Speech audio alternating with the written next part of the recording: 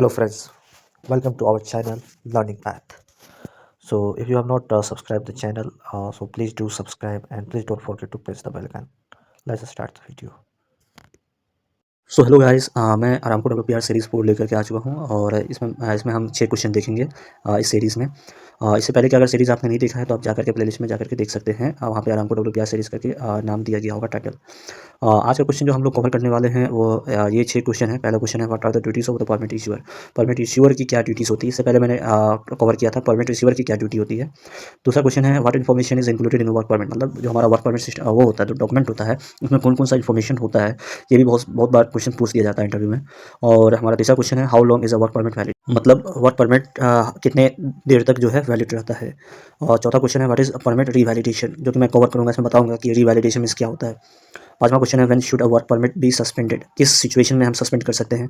छठा क्वेश्चन है when should a work permit B cancelled, in which situation हम जो है परमिट को कैंसिल कर सकते हैं। तो आइए स्टार्ट करते हैं इस वीडियो को without wasting the time. So पहला क्वेश्चन है what are the duties of permit issuer. Permit issuer की क्या ड्यूटीज़ होती है। तो परमिट इश्यूअर अगर आप नहीं जानते हैं कि एक्चुअली परमिट इश्यूअर कहते किसको है, तो आप प्रीवियस सीरीज़ में आप जाकर के वहाँ से आप देख सकते हैं। अभी हम यहाँ पे बात करेंगे duties of the permit issuer की। तो हमारा जो परमिट इश्यूअर होता है वो after ensuring the all safety requirements are met, तब जाके वो ऑथोराइज़ करता है जॉब स्टार्ट करने के लिए। केवल वो सिर्फ ऑथोराइज़ करने के लिए वहाँ पे होता है। आफ्टर जब देखता है कि सारी रिक्वायरमेंट्स मेट हो चुकी है परमिट की, तब वो जाकर के ऑथोराइज़ करता है कि अब आप काम स्टार्ट कर सकते हैं। अब आइए देखते हैं इसके की duties of the permit issuer.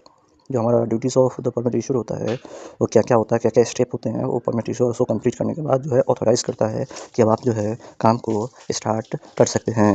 पहला स्टेप होता है वो परमिट इश्यूअर जो होता है वो रिव्यू करता है जॉब स्कोप को, कि क्या जॉब स्कोप है, क्या एक्टिविटी होने वाली है, और उसमें कंफर्म करता है कि करेक्ट टाइप्स ऑफ परमिट जो सही जो जो एक्टिविटी चल रही है उसके अनुसार है लिया जा रहा है या नहीं। सेकेंड स्टेप होता है वो वेरीफाई करता है जो एक्टिविटी चल रही है उसमें पूरे हज़ार्ड्स जो है आइडेंटिफाई हुए हैं कि नहीं। किसके द्वारा करता है ये रिस्क असेसमेंट और जीएसए का यूज़ करके देखता है। ये रिस्क असेसमेंट और जीएसए को चेक करता है और उससे इंश्योर करता है कि जो है पूरे हज़ार्ड्स जो है आइडेंटिफाई हो चुके हैं। थर्ड स्टेप में वो करता है इंश्योर करता है जो हज़ार्ड जो आइडेंटिफाई हुए हैं उस पर पूरे कंट्रोल मेजर्स लिए जा चुके हैं कि नहीं परमिट इशू करने से पहले। फोर्थ स्टेप होता है इसका जो आइसोलेशन किया गया है कि नहीं, जितनी भी एनर्जीज होती है उसको डी एनर्जाइज किया गया है कि नहीं काम स्टार्ट करने से पहले। कोई भी एक्टिविटी अगर उस रिगार्डिंग चल रही है तो। पाँचवा स्टेप होता है कि वो इंश्योर करता है कि गैस टेस्टिंग हुआ है कि नहीं। अगर एप्लीकेबल है, लाइक फॉर एग्जांपल अगर कन्फाइंड स्पेस के अंदर एक्टिविटी चल रही है तो वहाँ पे टॉक्सिक गैस होने की पॉसिबिलिटीज़ होती है, तो वो इंश्योर करता है कि गैस टेस्टिंग हुआ है कि नहीं, वो सेफ लिमिट में है कि नहीं। छठा स्टेप होता है वो चेक करता है कि साइट कंडीशन कैसा है by doing the joint site inspection with the permit receiver. फिर उसके बाद से वो ऑथराइज करता है वर्क को। सो जो हमारा सातवां स्टेप होता है वो परमिट इश्यूअर जो है कोऑर्डिनेट करता है सिमॉप से to prevent the conflict with other ongoing activity, जो दूसरी हमारी ऑनगोइंग एक्टिविटी चल रही होती है। हमारा बेसिकली सिमॉप जो होता है वो स्टैंड करता है साइमल्टेनियस ऑपरेशन पे। साइमल्टेनियस ऑपरेशन जो जो एक टाइम में दो एक्टिविटी चल रही होती है एक ही समय पे एक ही जगह पे, और जो दूसरी एक्टिविटी है वो हज़ार क्रिएट कर सकता है दूसरे जॉब के लिए, तो वो हमारा सिमॉप्स कहलाता है। तो इसलिए वो कोऑर्डिनेट करता है to prevent the conflict with other ongoing activities. आठवां हमारा होता है वो स्पेसिफाई करता है safety precautions clearly on the permit. अगर उसे लगता है कि एडिशनल सेफ्टी प्रिकॉशन लेना चाहिए तो वो इसमें स्पेसिफाई कर देता है परमिट पे। नौवां होता है हमारा वो इंश्योर करता है कि परमिट रिसीवर जो है सारी चीज़ समझते हैं हज़ार्ड्स के बारे में और कंडीशंस के बारे में, एक्टिविटीज़ के बारे में सारी चीज़ उनको जानकारी है, तो वो इंश्योर करता है परमिट रिसीवर से। तो ये परमिट रिसीवर के पास उतना नॉलेज होना चाहिए वहाँ पे। फिर उसके बाद से वो डिफाइन करता है यूजुअली जो परमिट वैलिड होता है वो 1 शिफ्ट के लिए वैलिड होता है, तो वो डिफाइन उसमें कर देता है परमिट के ऊपर। परमिट इशूअर अगर देखता है कि कंडीशंस जो रिक्वायरमेंट्स वो मैच नहीं कर रही है परमिट के हिसाब से, तो वो सस्पेंड और कैंसिल भी कर सकता है। स्टेप नंबर 12 है हमारा वो इंश्योर करता है कि प्रॉपर हैंड ओवर हो रहा है during the shift change if work continuous. अगर हमारा काम चलता है तो प्रॉपर वहाँ पे एक फॉर्मल हैंड ओवर कर रहा है कि नहीं परमिट रिसीवर, वो भी इंश्योर करता है। स्टेप नंबर 13 वेरीफाई करता है कि work completion and area safety जरूरी है before closing the work permit. Permit को क्लोज करने के बाद वो फिर से जीएसआई करता है जॉइंट सेटिस्फेक्शन, ताकि इंश्योर कर सके कि वर्क जो है फुल्ली सेफली कंप्लीटेड हो चुका है। वेरीफाई करता है कि वर्क कंप्लीटेशन हो चुका है सेफली, पूरा फुली कंप्लीट हो चुका है और एरिया जो है सेफ है बिफोर क्लोजिंग द परमिट। तो चलिए आइए देखते हैं दूसरा क्वेश्चन। तो दूसरा क्वेश्चन है what information is included in the work permit, मतलब वर्क परमिट में कौन कौन सी इन्फॉर्मेशन दिया रहता है। तो इन जनरली मैं बात करूंगा कि बिकॉज परमिट के बहुत सारे टाइप्स होते हैं, तो इन जनरल जो डिटेल्स होते हैं वो मैं आपको बता देता हूँ। So in general these are the following details है जो इसमें दिया रहता है। नहीं परमिट, पहला परमिट डिटेल्स होता है पहले में, जिसमें permit number, date of issue, validity, time, start expiry जो मेंशन रहती है। दूसरा हमारा होता है वर्क लोकेशन, एग्जैक्ट हमको वहाँ पे जॉब लोकेशन देना होता है, area, unit, equipment number if needed. So तीसरा हमारा होता है step description of the work, हम वहाँ पे बताते हैं स्कोप ऑफ द जॉब क्या है जो कि परफॉर्म किया जाने वाला है। टूल्स और मेथड भी अगर इन्वॉल्व कर लेते हैं, अगर अगर वर्क जो है क्रिटिकल है। चौथा है हमारा हज़ार आइडेंटिफिकेशन, जो भी हज़ार्ड्स होते हैं उसमें सेक्शन में दिया रहता है, तो उसको हज़ार को आइडेंटिफाई करने होते हैं, जैसे कि फायर एक्सप्लोजन हो गया, इलेक्ट्रिकल, मैकेनिकल, जिससे work at height, following of जो टॉक्सिक जो भी होते हैं उसको आइडेंटिफाई करके कंट्रोल करना होता है। वही हमारा है पाँचवा स्टेप्स, रिक्वायर्ड कंट्रोल मेजर्स। तो उसमें रहता है बैरिकेटिंग, वेंटिलेशन, जो भी एज पर द रिक्वायरमेंट होता है हम वहाँ पे कंट्रोल मेजर्स लेते हैं। Gas monitoring for protection, dust control, इसी तरीके से। छठा हमारा स्टेप है आइसोलेशन। आइसोलेशन डिटेल्स दिया रहता है इसमें, जैसे कन्फाइंड स्पेस एंट्री परमिट में दिया होगा वहाँ पे, जैसे equipment isolation, types of isolation जो इलेक्ट्रिकल हो चाहे मैकेनिकल हो, वेल्व हो या ब्रेकर हो, तो उसको हम लोग डी एनर्जाइज करते हैं और फिर उसको आइसोलेट करते हैं by using the lockout and tag out.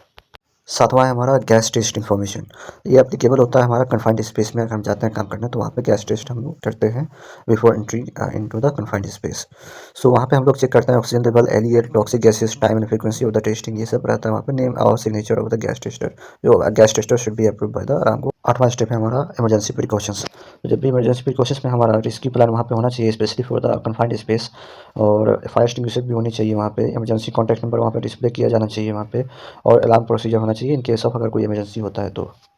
नौवा हमारा स्टेप होता है ऑथराइजेशन सिग्नेचर मीन्स अप्रूवल। तो जो हमारा अप्रूवल होता है वो परमिट इश्यूर इस पर साइन करता है, और परमिट रिसीवर और सेफ्टी ऑफिसर अगर रिक्वायर्ड होता है तो सेफ्टी ऑफिसर साइन करता है, and area authority is if required, depending upon the standard, जो कंपनी किस स्टैंडर्ड को फॉलो कर रही है उस हिसाब से यहाँ पे ऑथराइजेशन सिग्नेचर होता है।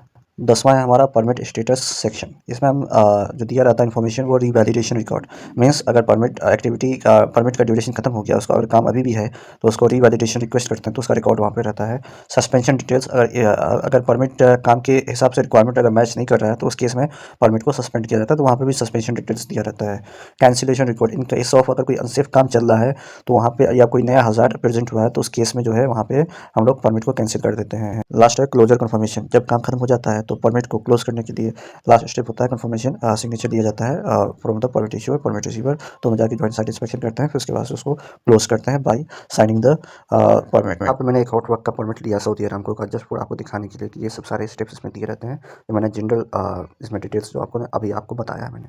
सो अगला क्वेश्चन है how long is the work permit valid. So usually work permit जो हमारा होता है वो एक नॉर्मल सिंगल ऑपरेटिंग शिफ्ट के लिए वैलिड रहता है, और अगर हमको आगे भी काम है, जैसे एक शिफ्ट खत्म हो चुका है तो आगे काम है तो उसको एक और शिफ्ट बढ़ा सकते हैं, लेकिन कंडीशन ये रहती है कि वो 24 घंटे से ज़्यादा एक्सीड नहीं करना चाहिए। मान के चलिए एक शिफ्ट हमारा 12 घंटे का या 8 घंटे का, तो दोनों 24 हो जाएगा, 24 से ज़्यादा नहीं होना चाहिए, ठीक है। और जब हम रिन्यूअल करते हैं तो इसमें रिक्वायर होता है दोनों का सिग्नेचर, ईश्वर भी साइन करेगा और रिसीवर भी साइन करेगा, जो इस शिफ्ट में आ रहा है नया, परमिट रिसीवर, परमिट ईश्वर।